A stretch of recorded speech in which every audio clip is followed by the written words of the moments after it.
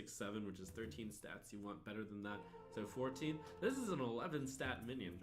Defies Cleaner is an example of a big mana minion, which is interesting and can actually see play.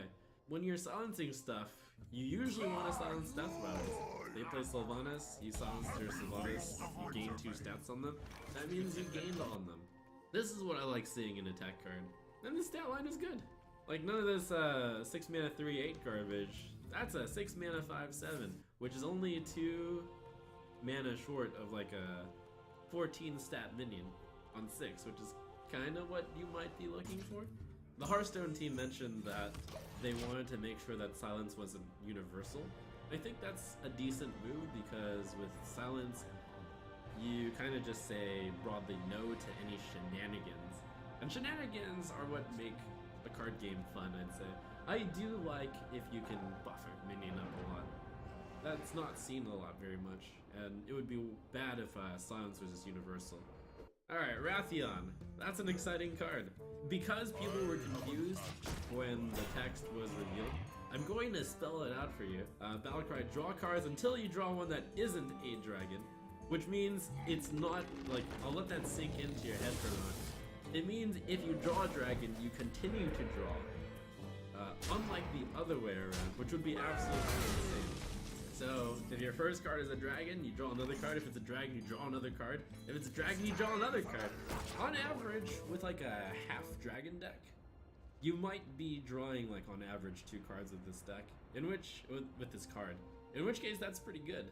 Because it's not just you either draw 1 or 2 cards, you could draw 3 cards with it. You could draw 4 cards with it. And a 6 mana 4/5 Battlecry draw 2 cards on average is pretty good. End of RNG, but pretty good. So the 6 mana slot is actually heavily contested between Bookworm and Dragon Fire Potion. I don't think Entomb actually makes the cut in Dragon Priest because it's very heavy removal, it's very costly removal. But you might still just put this card in because it's good. Mirror Noggenfogger is 9 mana 5/4. At least its text is hilarious. All targets are chosen randomly. That's a very succinct way of writing the card.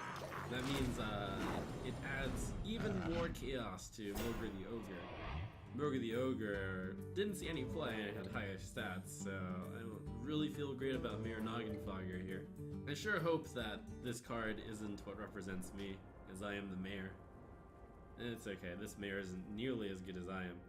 Well, just like Yaxaron, all targets are chosen randomly follows the rules, which means unfortunately your dreams of playing Mayor Noggenfogger and then shield slamming Noggenfogger and hoping it hits your opponent for 30, that meme is not going to work out. But in short, the card is really bad. And then maybe some mad scientist deck builder will be able to find something to do with this, but probably not. At the very least, it's fun. Greater Healing Potion. So 3 mana heal 8 wasn't enough for Healing Touch.